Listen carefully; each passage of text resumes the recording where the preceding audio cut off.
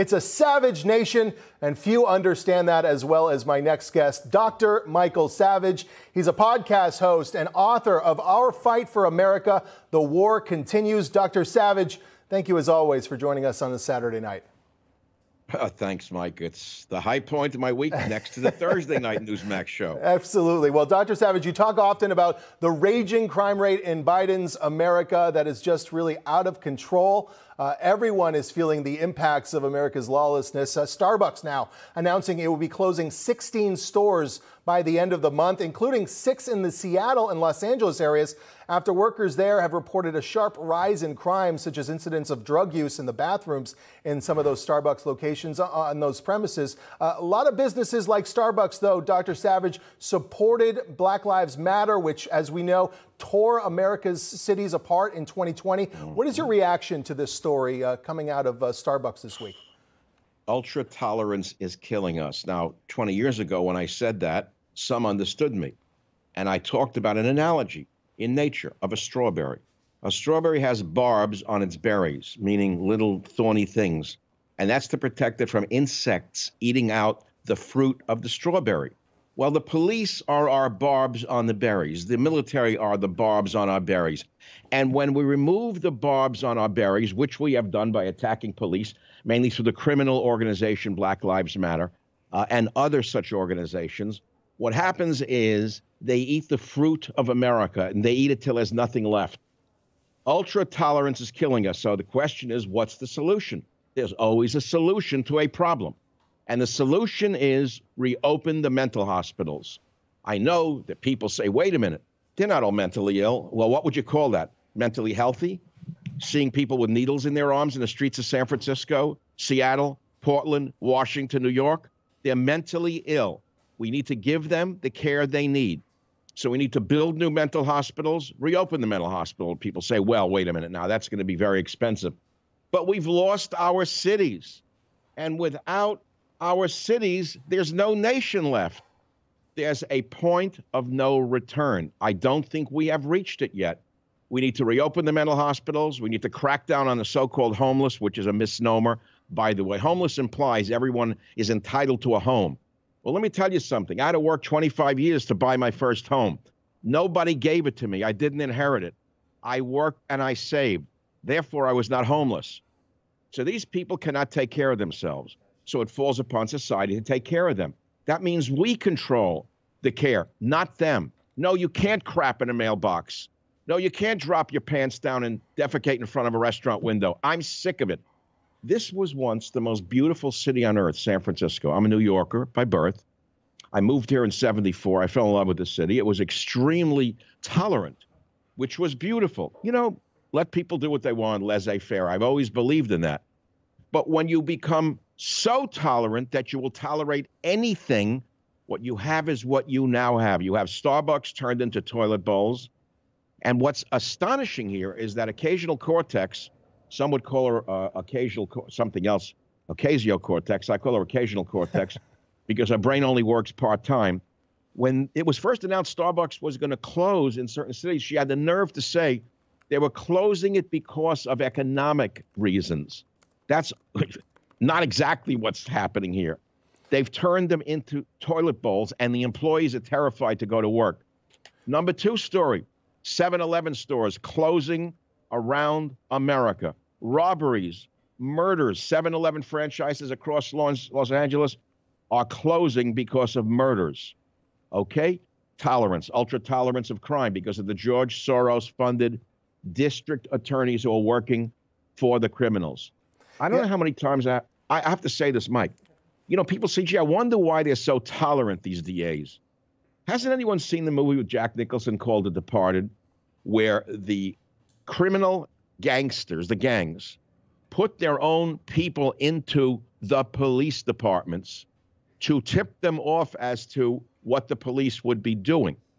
I believe these DAs are not doing it out of tolerance. They're doing it because they're criminals, and they're working with the criminal gangs. They found underground caves filled with stolen goods near San Jose, California, just last week. Hundreds of thousands of dollars worth of goods were being put into these underground caverns. This is an organized criminal enterprise. The police have been handcuffed, and that is the reason. The DAs not only have to be removed, they have to be put in prison. Now, I realize these are just words. I'm just a podcaster, and the fact of the matter is we have governors who are absent without leave, mayors who were absent without leave, and a citizenry that by and large has gone to sleep. I have no idea if we can save this nation, but there are solutions. Mike, just to summarize, there are solutions. Give them the care that they need. Take back our streets, reopen and rebuild or build new mental hospitals, and forcibly remove all so-called homeless people against their will. Take them off the streets and reclaim America. Very simple. So we need less, to summarize, we need less The Departed and more One Flew Over the Cuckoo's Nest here in America. Dr. Savage, late last year, mentioning San Francisco, 6 CVS stores, another chain closing stores in San Francisco due to crime. You had shoplifting just run rampant through that city. Things got so bad in the city by the Bay, they recalled their DA. Now folks are saying the same thing about New York City. A lot of folks, though, want New York Governor Kathy Hochul to recall this DA. It is in the New York state constitution for her to remove this DA, Alvin Bragg. She has not yet done it. No indication that she will do it. Republican Congressman Lee Zeldin, who's running for governor here in New York, he is saying on the first day, if he is elected, his first responsibility will be to remove Alvin Bragg. Why is Alvin Bragg still in this position? We saw that bodega worker last week, or bodega worker, according to Jill Biden, cracking down on, Bragg cracking down on this 61-year-old bodega worker just for defending himself. It really seems like he's conflated the criminals with the law-abiding citizens and mixed up the two here in New York. He didn't mix it up at all. He works for the criminal enterprise. He's planted, in my opinion. May as well be. What's the difference? Do I know if he's planted or stupid? What's the difference if he's stupid or planted by the criminals? It's the same end. And the end is the same, which is the criminals are able to look what he does to this 61-year-old man who defends himself with a knife and kills this animal. And now we're supposed to have sympathy for the animal. What about the girlfriend? Why isn't she in jail? She stabbed the bodega worker in the arm. She triggered this whole thing. I pity these poor people who are working for a living in these mom and pop stores. Alvin Bragg should be in prison, not out of his job. They should take him out in handcuffs and then let him prove he's innocent and put someone in there who can protect these innocent, hardworking store owners. The governor will do nothing. She's worse than Alvin Bragg.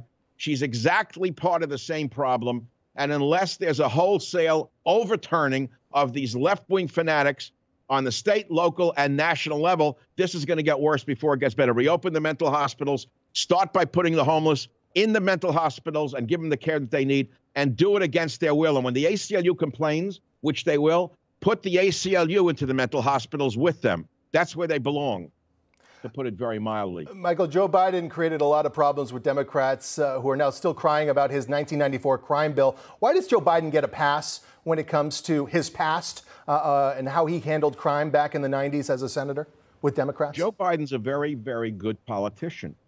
He's a con man. He looked like a moderate who would, people thought, bring America together. Look what he's done. Every word that comes out of his mouth is meant to divide. My whole podcast Friday was, I called him the senile Mussolini. That's my phrase for Joe Biden. That's my latest podcast, the senile Mussolini.